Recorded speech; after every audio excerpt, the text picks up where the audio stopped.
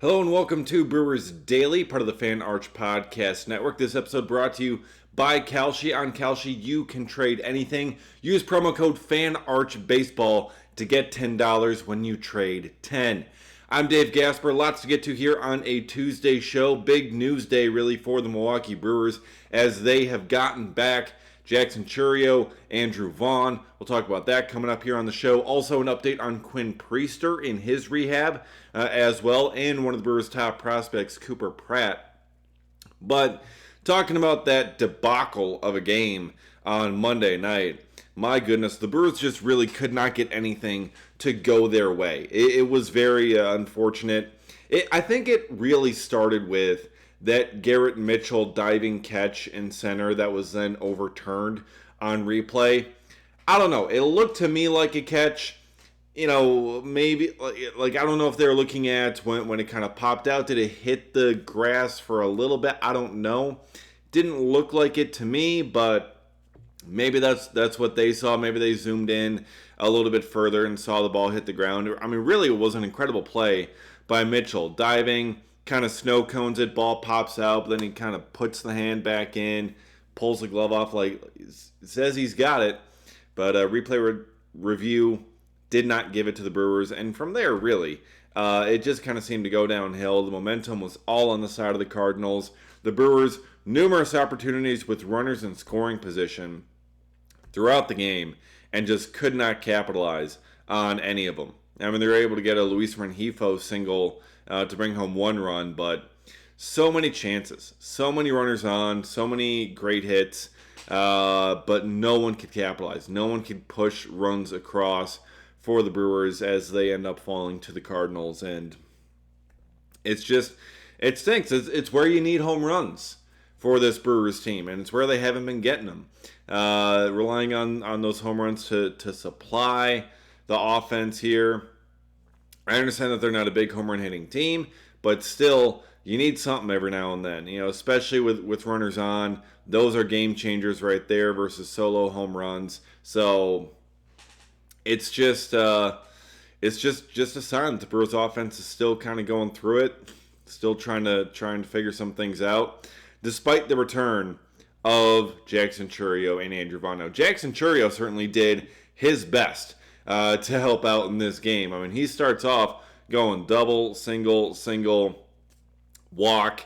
I mean, Jackson Chourio was everything you could be hoping for with his return. Just smoking baseballs left and right, being able to get on base, showing great approach up there, and it was wonderful. Now you just needed someone to bring him in, and no one could do it. Bryce Terang, William Contreras could not bring him home.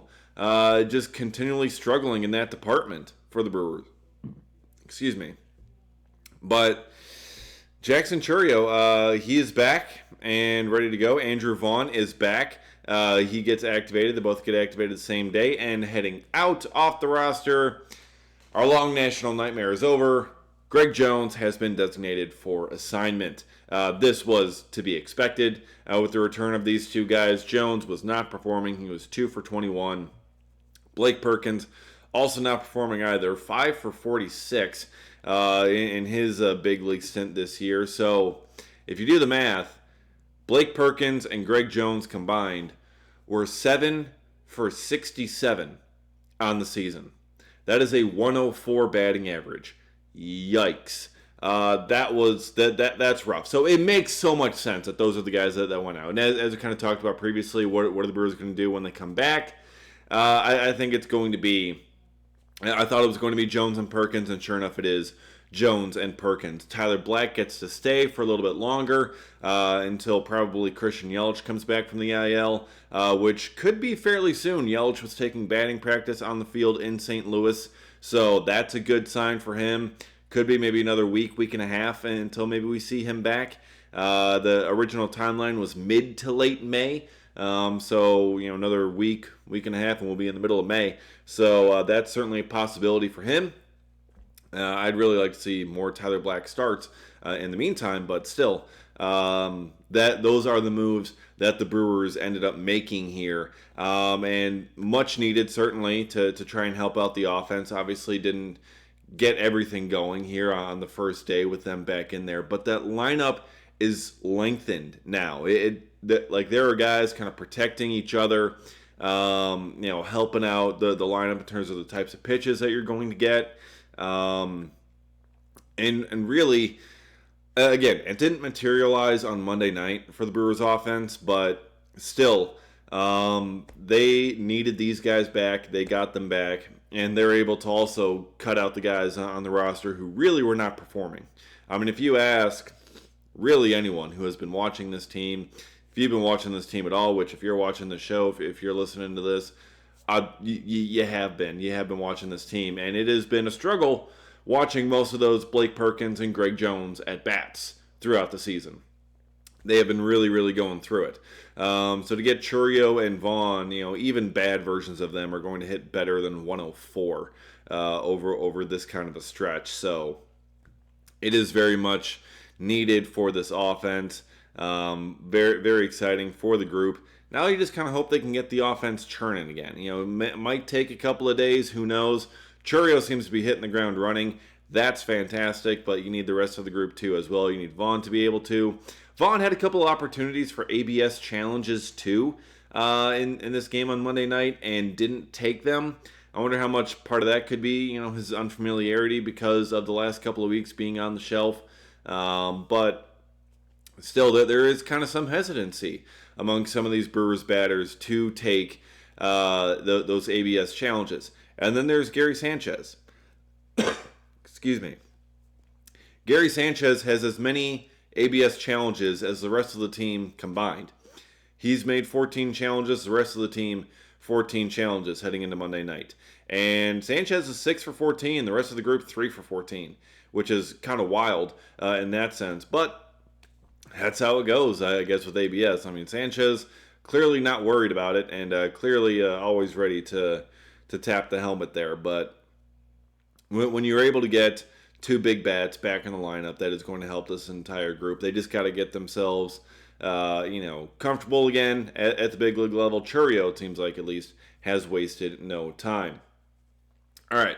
Well, since baseball season is here and now, you can trade every game on Kalshi. So, looking ahead to this Brewers-Cardinals matchup coming up here on Tuesday, seems like this could be maybe a bit more of a run-scoring environment I'm hoping for here with all the traffic on the base paths that we saw in the first game. I'm thinking there's going to be some more runs on the table here for this next game. So I'm looking at over 8.5 runs scored. That is currently trading at 44%. So that means a $100 trade pays out $215 with a win. On Kalshi, you're trading against peers in a live market, meaning there's no house, and as the probability changes, you can buy in and out of your position. For a limited time, download the Kalshi app and use code FANARCHBASEBALL to get $10 when you trade 10, Kalshi, Kalshi, trade on anything. And yeah, buying in and out of your position, you might want to do that depending on how that offense ends up working and your confidence in that Brewers offense. Excuse me, as they keep on going here and trying to figure some things out. And also the Brewers trying to figure things out with Quinn Priester as he continues trying to recover from thoracic outlet in his wrist. And now another problem. So the Brewers have returned Quinn Priester from his rehab assignment, and he remains on the injured list, and he has been returned with shoulder soreness, which raises some red flags and concerns for me. But Priester, we saw on Friday, his last time out, really, really not good. 2 innings, 5 runs, got 62 pitches, not throwing a ton of strikes, bunch of walks again, bunch of non-competitive pitches.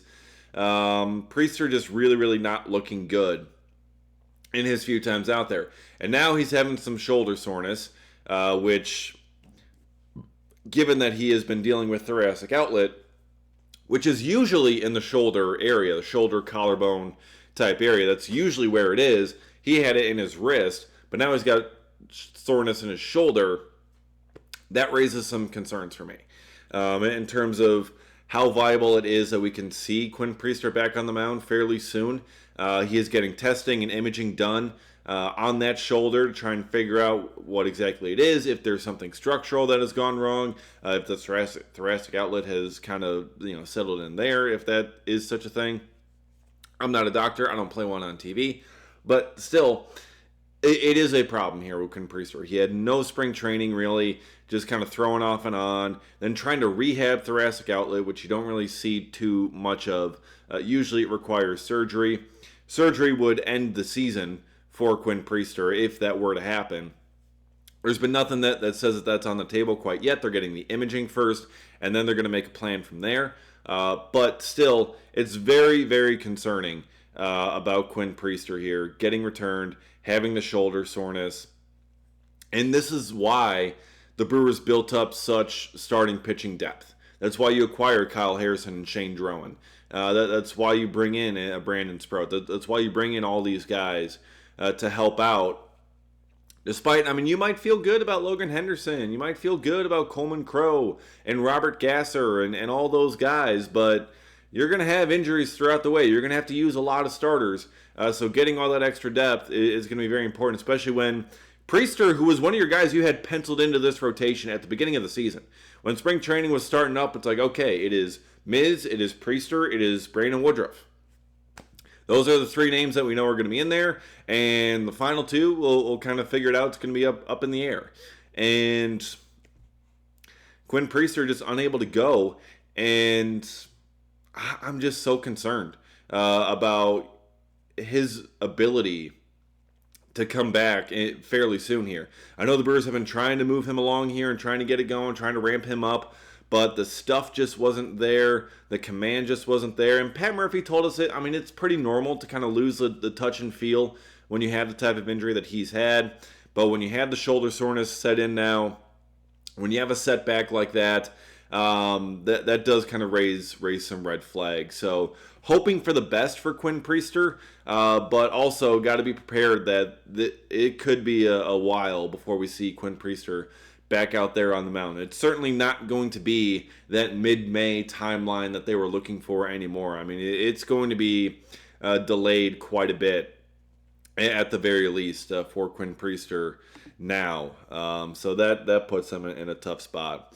And also, speaking of injuries, Cooper Pratt, who we talked about, or who we looked at as like, hey, he got scratched from Sunday's lineup in AAA Nashville. Could he be getting called up? He's been playing well lately.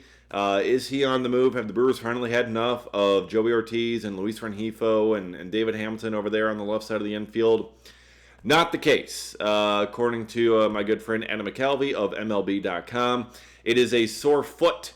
It's a foot injury that he was dealing with. That is why he was scratched from Sunday's lineup. He is not being called up to the majors yet.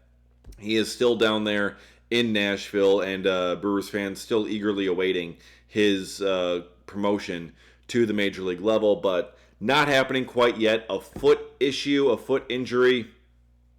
It's minor. It's nothing long term. It's nothing that's going to put him on the IL. Just, keep him out for a day. Nashville has the off day on Monday, so give him 2 days. Let that foot rest, and then get him back out there. Hopefully, we shall see back in the lineup tonight for AAA Nashville. But yeah, it is not Cooper Pratt joining the big leagues, much to the chagrin of many. I know. I would certainly, be excited and looking forward to Cooper Pratt's promotion to the major leagues, but it's not quite happening yet. So provided he can stay healthy and continue on that hot stretch that he's been on for the past week and a half, we could still see him fairly soon, but we're not seeing him quite yet. So we're going to have to wait a little bit on that. But when he does get called up, we'll be talking about it. We'll be breaking it down here on Brewers Daily. So be sure to subscribe, get notified every single time a new episode drops. Follow me on Twitter at dgasper24. Got tons of great coverage going up over there all the time. Appreciate you watching and listening, and we'll see you again next time for another episode of Brewers Daily.